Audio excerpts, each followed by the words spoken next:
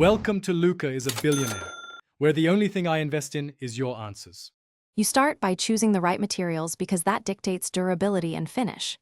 Use sticker paper matched to your printer, inkjet or laser, then create or import your design at 300 dpi. This keeps edges crisp. Once ready, print one test sheet so you can check color and scale, and make minor edits quickly.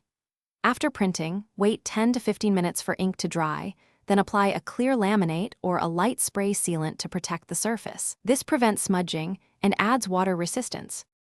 Once done with sealing, you move to cutting and preparing the stickers for use. If you have a craft cutter, set the blade depth using a test cut on scrap paper so you don't cut the backing. If not, use sharp scissors for individual shapes. Make registration marks for multi-part sheets to keep alignment consistent.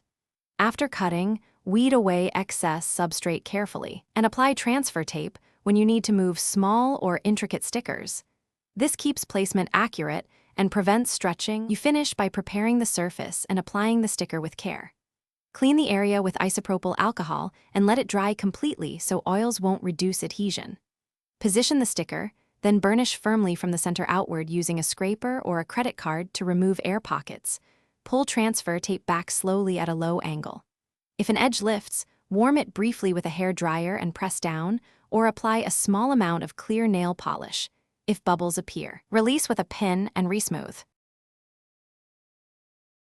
Thanks for watching and please subscribe. It's the best investment you'll ever make.